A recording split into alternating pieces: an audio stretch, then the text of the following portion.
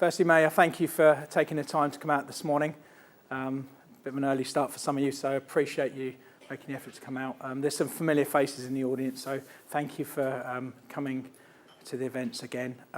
So we hold these events regularly, sort of once a quarter and frequency time, sometimes more. They're really an event for you to network with your peers, understand some of the challenges in the market, learn some takeaways from the people we'll be presenting, and really put some context in terms of where you are in your own journey around some of the challenges that modern marketeers are facing today. So this presentation that you're going to see today and the whole purpose of this is to help and inform you about the art of what is possible with the people who are actually doing it today. And there's some really great speakers. I'll cover those off in a moment. So the title is Demonstrating the Value and Return on Investment of Marketing Automation. This is a fabulous facility, as you can see. We're actually in the Welcome Trust collection for those of you who came in. Please, if you've got time afterwards, do take a trip around the museum. It's a fascinating place to visit. They've got so many interesting articles, and it's a stunning venue as well. So we're really pleased that they actually branded it in CleverTouch colours as well, so the seats are all the right colours for us, so that's a good thing. We don't usually get that in the London Stock Exchange, so we'll be coming here again. For those of you who are brand people, you would have picked up on that one. So the Welcome Trust, I mean, it's part of a global business. It was founded by Sir Henry Wellcome, a pharmacist and entrepreneur, and really somebody who was really challenging in the times of being an advanced thinker and leader and challenging the norm and bringing a new thinking to the environment in which he worked in. Okay, so some of the items there you can see, some interesting items there around Napoleon's toothbrush, Nelson's razor. Those of you who've been down to Portsmouth have seen the flagship Nelson. You might have recognised where he stores it in his cabin there. And also Charles Darwin's walking stick there. So I'm sure that's done a few miles along the way. Okay, so those of you who want to have a tweet, there's the hashtag. So please feel free to tweet away, and we'll be watching that keenly as well. Okay, so on to the speakers in the front row here. So firstly, Adam Sharp. Adam is the co-founder of CleverTouch. Many of you will know in the audience and work with him. He was a senior leader at IBM, Quantum, Iron Mountain, and Pillar Data Systems, which was a Larry Ellison-founded business, and that's where I met Adam, actually.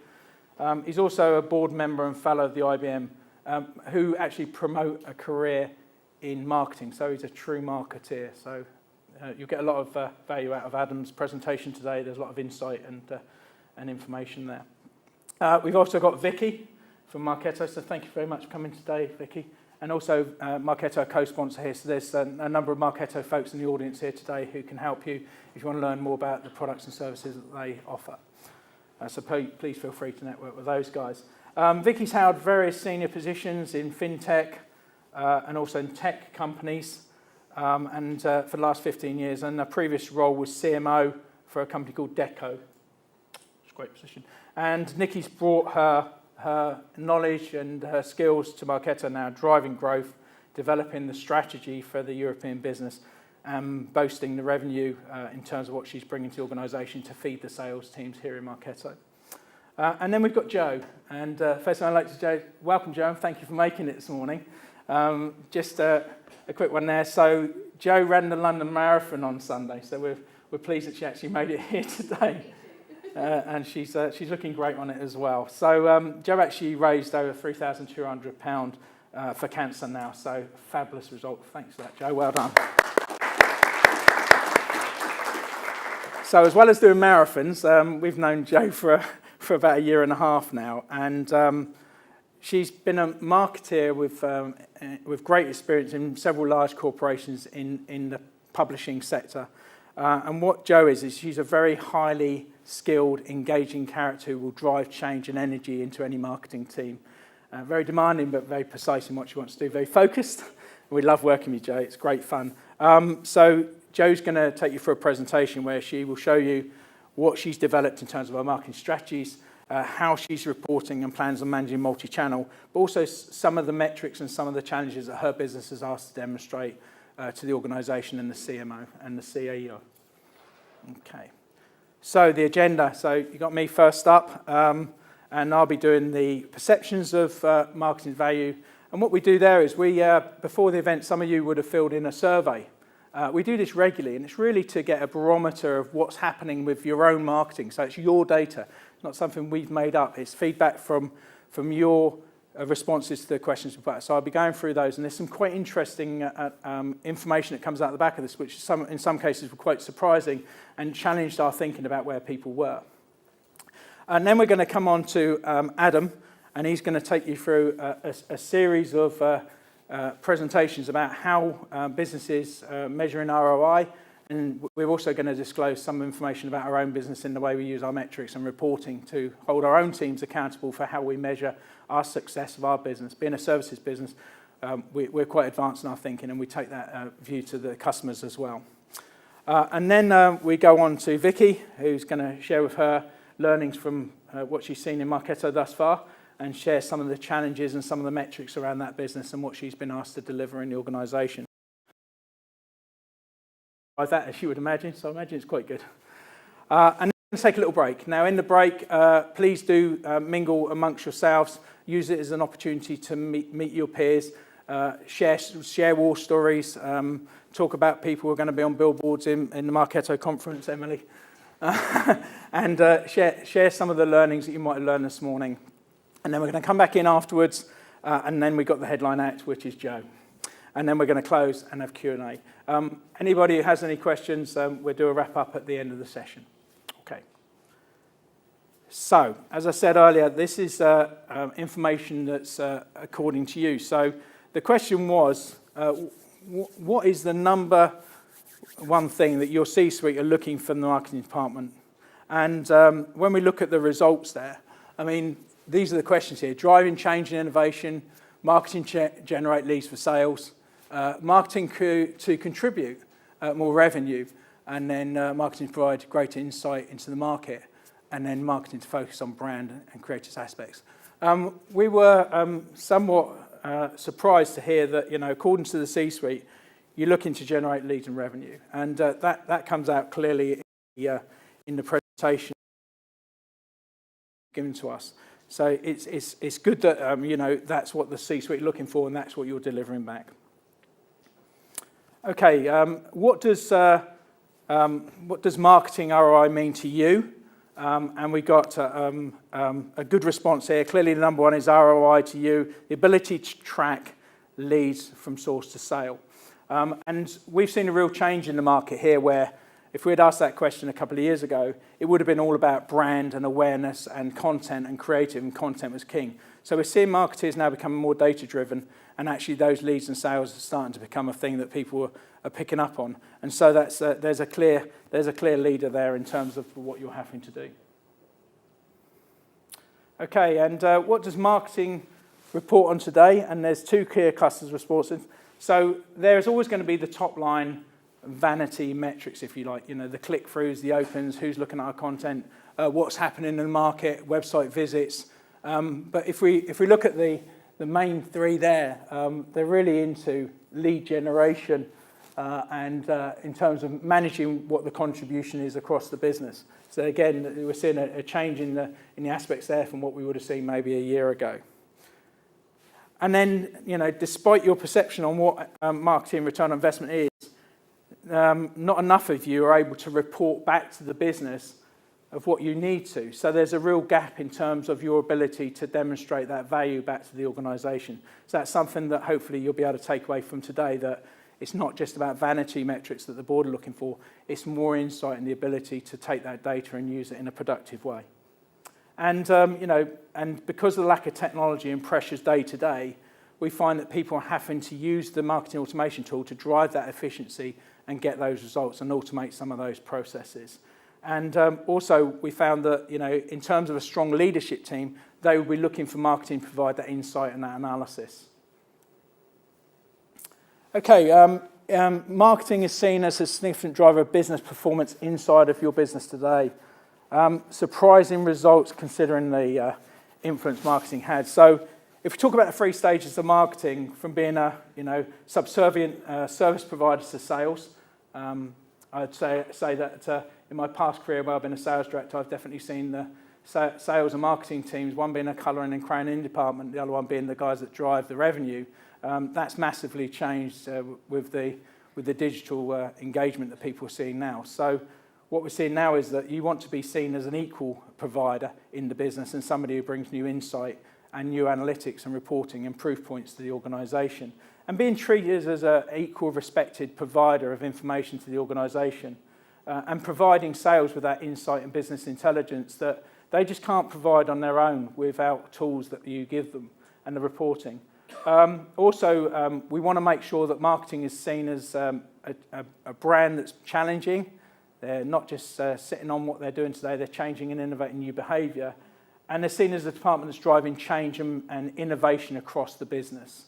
And so in terms of your personal contribution, you can demonstrate that through the tools that are available in the market today. Okay, this was a bit of a surprising one again. My marketing manager put in their time to dial the Samaritans. I'm not sure it's time to dial the Samaritans, Matt, but it's quite an interesting one that despite all the information we had from the previous results of the survey, we're seeing that marketing is seen as a cost centre. And so that's suggesting that you're not seen as an equal with inside the business from the data you're telling us, but you're still seen as somebody who's an on-cost to the organisation. And what we want to do is we want to make sure that you move from being seen as a cost centre to a profit centre. And you're able to prove your ability to move that dial, go from the back office to the boardroom and be able to show the results of what you're producing within the business and therefore make your team and your role and your information more relevant to the board level. Well, a lot of you use marketing automation and we're surprised that a lot of you use the marketing automation, going back over the last few questions we had, so many of you are lacking in your ability to use the technology to drive the innovation and change in the reporting and make sure that the technology is actually working for you rather than working against you. I had a conversation with a gentleman earlier and he said, we've got a Lamborghini here and it's sat in the driveway. We've got the keys and we can turn it on, but we're taking the kids to school in it, but we really don't know how to take it onto the racetrack and get the best out of it. We might as well have bought a Polo and had better use of it, it'd be cheaper. But there's a transformational change that needs to take on when you're taking on marketing automation. So it's not just about the click-throughs and the opens or the campaigns. It's about joining all the areas of the business together and having a transformational plan that takes everybody with you. And so that's why we're surprised to see how that came out.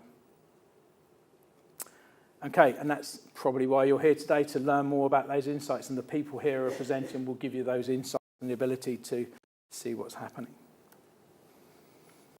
Okay, so has the deployment of marketing technology made return on investment reporting easier or harder?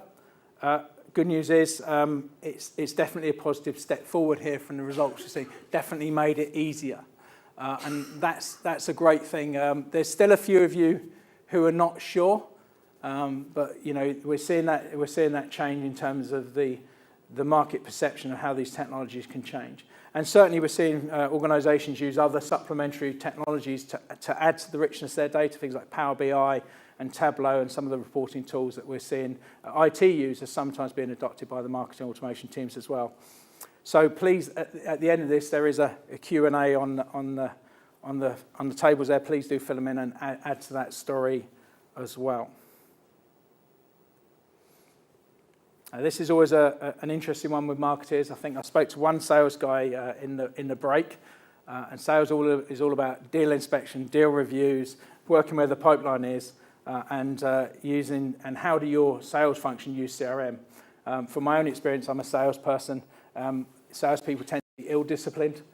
They tend to do things at their own pace and be a bit of freelancers, whereas marketeers are quite insightful to what your products and services you're selling, and also you're data-driven. We're looking at how that plays back, and it's absolutely played back in these results in terms of it's definitely a dumping ground for a few of you. It's a rigorous opportunity management, and it should be higher than that. In reality, everybody should be managing their forecasts. But the interesting one there is, it's a contact database, and the contact database is the thing that you need to retain as you do segmentation, your targeting position, and also with GDPR, it allows you to enrich that data and ask for permission to be able to service them with the right information you have there. And it also provides, with more marketing information and ROI on particular individuals or particular companies that are buying from you. So data is really important, and having that data governance piece and the CRM aligned to marketing automation is really important. Again, I was talking to somebody in the break who said that they duplicate pieces of data that's unnecessary and it doesn't really add to the business, and it doesn't really help when they're doing the segmentation. So data governance and insights are really important. We covered that off in a session we did a couple of months ago as well around data reporting. So if anybody wants to talk about that in the break, we can do so. Okay. Are you able to determine marketing ROI? Standard metric, some efforts can be attributed, which is a pretty good thing in terms of able to accurately measure what you've got. But some of the marketing activities is okay, but we think you can do better, and we think there's more opportunity. A lot of these processes can be automated. A lot of the reporting can be much richer, and so in terms of systems, we still see a lot of organisations, and it comes back in this data where people are still manually managing silos of data in spreadsheets, in people's desks and drawers. Data amnesty is something we quite often talk to, and those folks who've worked with us will know that we try to get every piece of data in the right place, normalised, standardised, and put into containers so marketing can actually use the data in the correct way. So getting rid of those informal spreadsheets and places that data reside is absolutely critical in terms of getting the data right. Okay, and I'm guessing that one person should stand up who's got this all under control. So, Joe, stand up. Unless it's somebody else who wants to own up to it.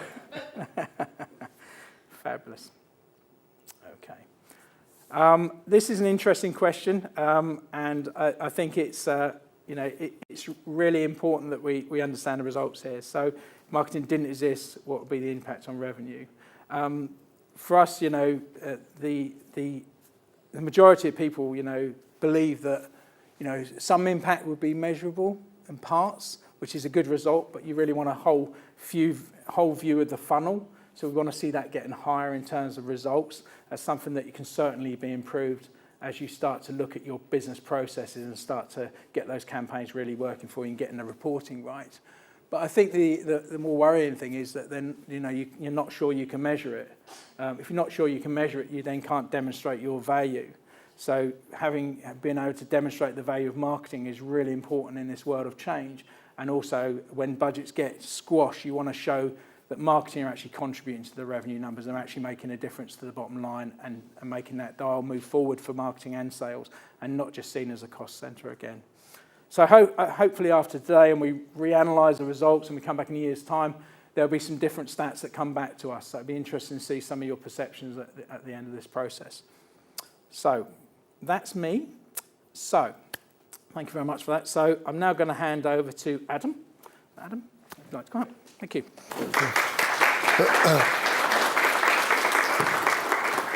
Thanks, Phil. Morning, everyone. Yes, when we do those research, we always like to play it back to you in the audience. That sample frame there, it was only 29, but so the rule of thumb is as long as we get sort of 30 and above, it's fine, particularly for this sort of sample frame. But hopefully you get some insight on those, and we'll share those slides later. You'll see lots of statistics around marketing being exciting. Well, I think marketing is an exciting place to be. I've been in it 30-odd years now. I think it's great because you've got that nice balance between creativity, but increasingly the science part of it as well. But as I'm sure a lot of you are well aware, it also can be a pretty perilous place to be. There's lots of reports about the average tenure of a CMO being the smallest in the boardroom compared to the execs, the rest of the execs. So what I hope to do today really is really talk a little bit about the state and also the role of marketing. Talk a little bit about ROI, where to start with ROI, And then, as Phil said, with a sort of a biographical showcase, we're going to share with you some of our clients, what they're doing, what their thinking is, but also some of the ways that we're trying to drive that commercial pragmatism across the business as well. So hopefully there's some stuff in there for you as well. So as I said earlier, marketing, everyone has an opinion on marketing. What is marketing? I used to see it a lot when I was particularly at a company called Quantum. We had a very, very vociferous sales culture. The business was doing about 6 billion, and everyone had an opinion on marketing. So traditionally, my stock answer was, we appreciate your input and insight, however, you're not our target audience. But that will only get you so far. Marketing has changed quite a lot. It's certainly evolved quite a lot from sort of like an overemphasis on creativity and, dare I say, art gallery mode. And you'll see some of the changes going on in some of the really large advertising agencies as they're struggling to cope with that move. What is increasingly happening, though, is marketing is becoming much more commercially pragmatic. And if I look at, again, a lot of the marketing courses taught today, the emphasis is on in marketing communication. It's not necessarily on the business side. So one of the things we're trying to drive is for marketing to become a little bit more relevant and more businessy in their thinking as well. Phil alluded to this chart earlier, and you've got the sort of the two axes here. One is commercial pragmatism, and the other is value to the business. Typically, and again, this is sort of crude clustering, if you like, but often marketing organisations, particularly in a B2B environment, whereby they are, if you like, seen as a subservient service provider to the business. They're reacting to tactical activities, and often they're living in a culture and climate of fear. Where we hope most organisations get to is at least get to parity in terms of being able to question some of the status quo. The world is changing. We know about that. There's a shift to buyers being in control and digital taking distance learning to an art form. And so the ability to maybe challenge, question things that have been done in the past is no bad thing. And that's really where at least most marketing functions should try and get to. And then through the ability to drive commercial pragmatism, the ability to actually drive change, digital transformation is much lauded, but the ability to identify new ways of doing business, new ways of engaging, if you can drive that and drive that commercial thinking, then it's way more value to the business. And for those of you that did perhaps think that marketing is seen as a cost of the business and you're not quite sure of the value, hopefully some of the information here today might just help there as well. So in building these slides, I sort of asked our marketing manager, so what's the purpose of marketing? One of those deep, meaningful questions you have on a Friday morning. And this is what he came up with. I'd sort of more or less agree with all those points there. I also asked him what is an acceptable marketing return on investment. I mean, he knows our revenue goals. He knows his marketing budget. He even knows the level of marketing qualified opportunities he needs every month. And the number he came up with was 5 to 1. Here's my own list. So virtually not quite word for word, and I've reordered them in the same structure. So certainly the top 5 are very similar to his own. Don't spend too much on sort of dumb Me Too marketing. Provide the powwow. That's where we have our sales and marketing. We all get together on our sales and marketing alignment, drive that dashboarding, reporting. Be a radar to the market. So as markets, and customers change, provide that relevancy and stickiness with new services, new offerings, and new communications. And then also try new stuff, especially around technology. The other things I asked him to really add to the list there was, if you like, own the data agenda around GDPR and start inside out. So start marketing internally first. But where we sort of diverged the most was on the ROI, actually. So why he thinks 5 to 1 is acceptable. I think it should be nearer this number. And I'll cover this later on today as to why. So in terms of marketing ROI, what is it? You Google it, everyone knows what it is, and you can come up with this, it's incremental value, less the cost of investment divided by cost of investment, which is sort of ends up with an ugly percentage. As Phil was saying earlier, ultimately, this is what marketing should be around should be about in its most basic form. One of our clients talked about the idea of marketing inside the business to promote it. Well, if you've got the metrics and the dashboarding there in the insight, then you're providing proof from a position of strength.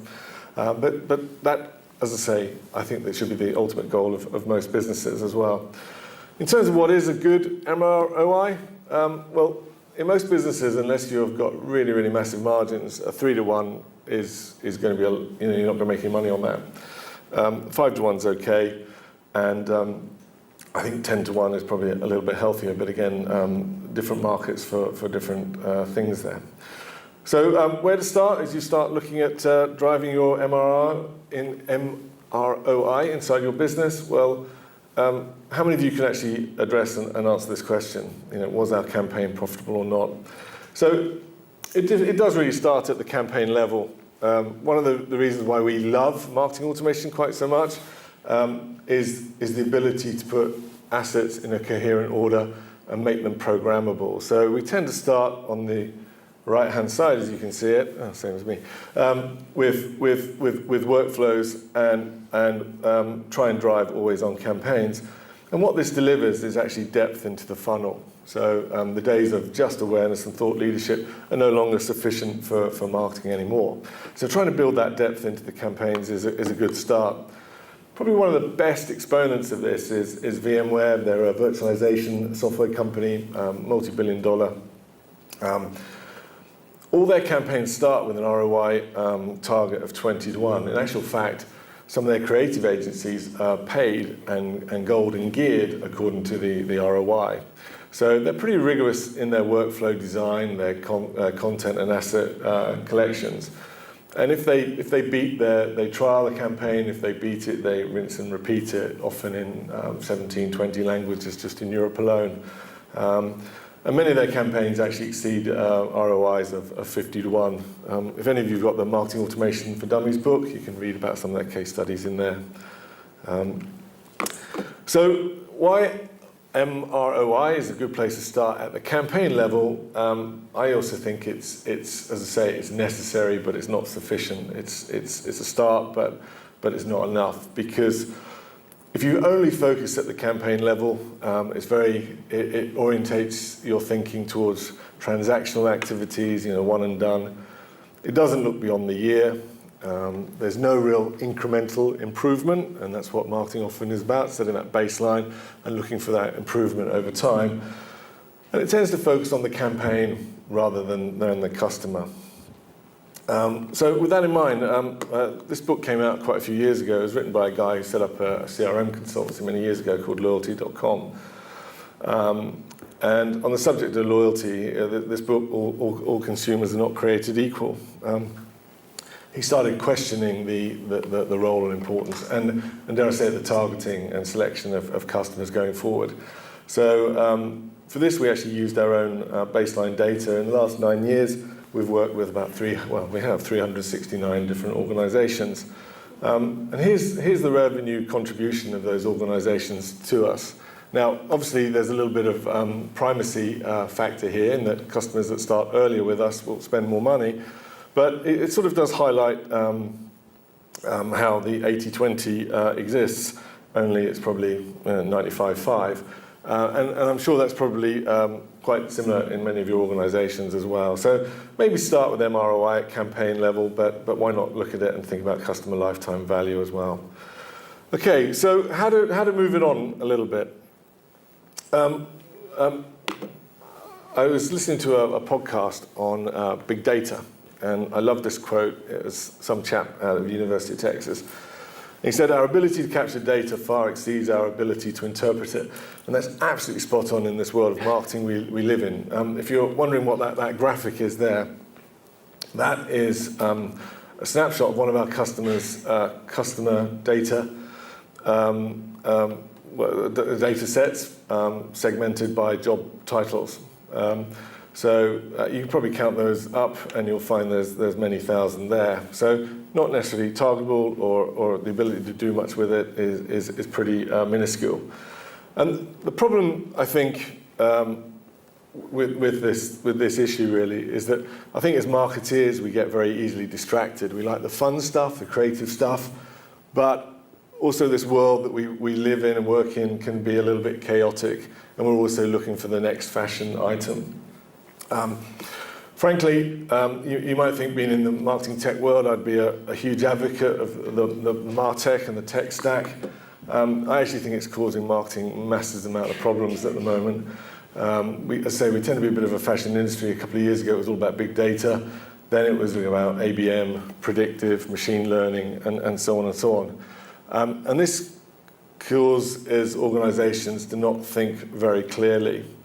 So when you want to start looking at your MROI, your marketing ROI, where do you start? Well, you start with that spine of intelligence between the website, the content management system, the MA in the middle, and the CRM at the bottom. Build that spine, and then you can start adding on the secondary technologies like your event apps and some of your digital engagement platforms as well.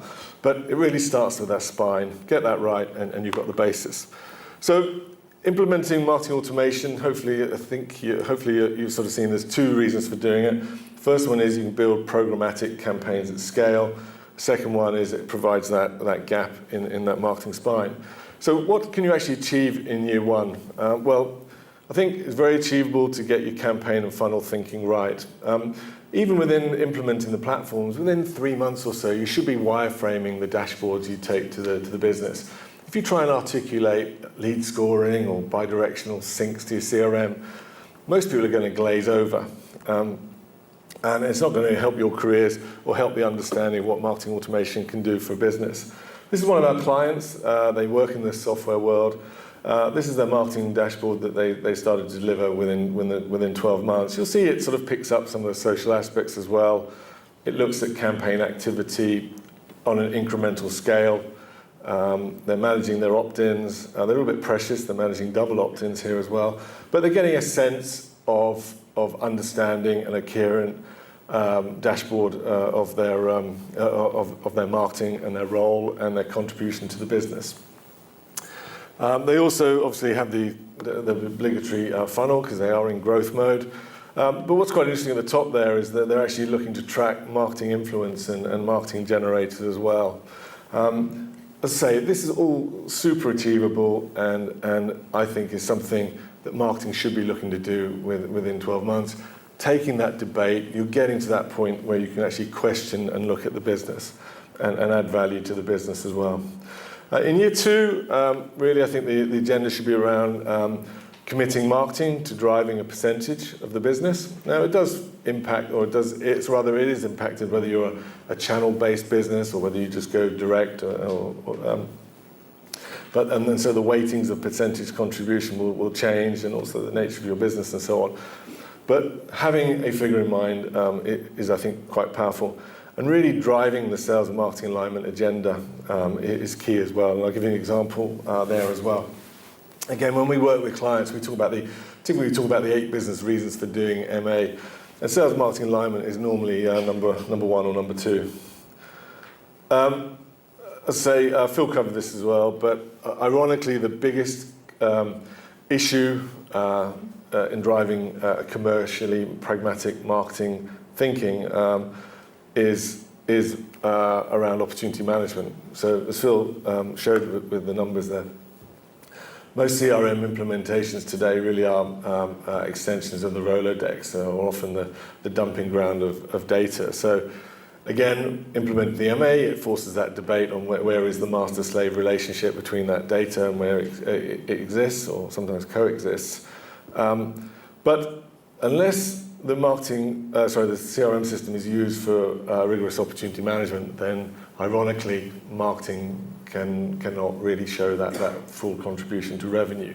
You can just show to the lead or level of engagement with existing customers as well. So here again, biographical. CleverTouch, we're quite actually proud of the fact that we've driven this whole concept of we use the commit theory, pipeline upside commit.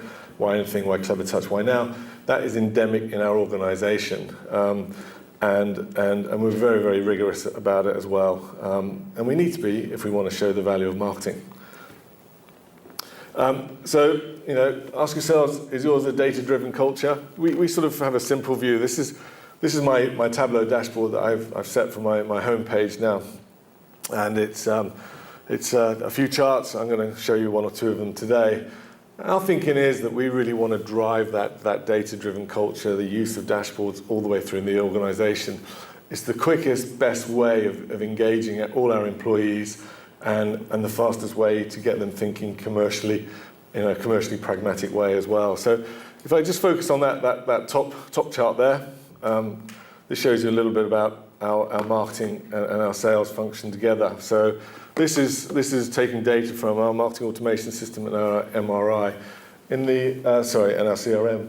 In the top left there, you've got a predominantly pink screen. So we track our lead sources from three areas: spears, seeds, and nets. Spears is the sales function, nets is the marketing, and the seeds is the ecosystem and network. So this sort of chart, if I'm looking at this, I look back to March, and we were pretty busy creating lots of noisy leads. I then go to the chart below it, and then it tells me where those leads are. But just going back to the first one, the thing it sort of tells me is one, we haven't got predictability or as much linearity in our business as we want in terms of lead generation. And also it tells me that either we haven't got enough salespeople or they're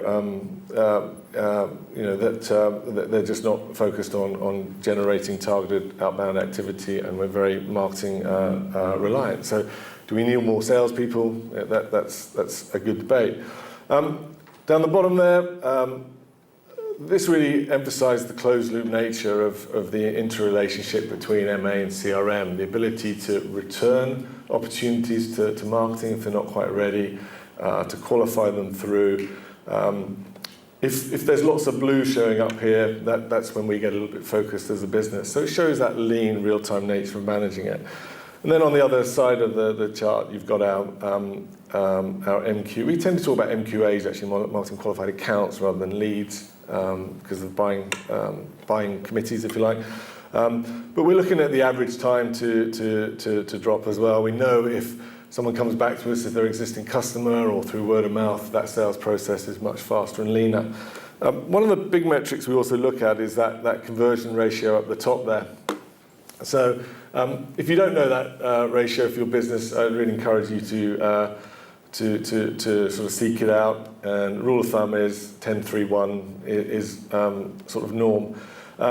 Our numbers have gone up here recently. That tells me that, again, we've created noisy opportunities recently, not well qualified enough opportunities. And we want to get to a 10-5-2, because that, if you do the maths, obviously is 100% increase in revenue.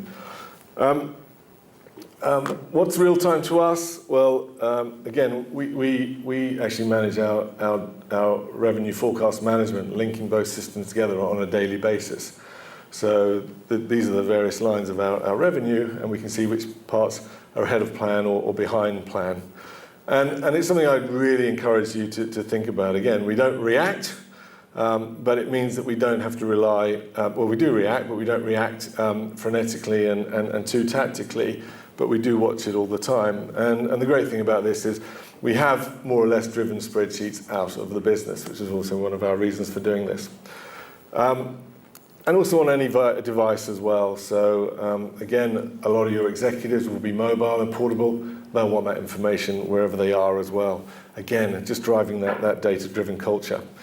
Okay, so I think if you do some of those thinkings and start really focusing, not just in the platforms, but how you're going to articulate the value of this and the value of marketing in general, I think it's very easy for you to get to that upper quartile. When you hear from our two speakers later on today, you'll certainly hear and from both of them that both Joe and Vicky, that they're definitely operating up in that green segment there as well, just in the language and the attitude and some of their accomplishments as well. Okay, so that's really it from me, I believe. There we go. So you get the dashboarding right, and then marketing doesn't have to be a perilous place to be. It can just be good fun. And and I thoroughly recommend it after 30 years of doing it. It's never been better, more accountable, more predictable, and more manageable than ever before. So I'm sure you do it right, you'll be in safe hands. Okay, thank you.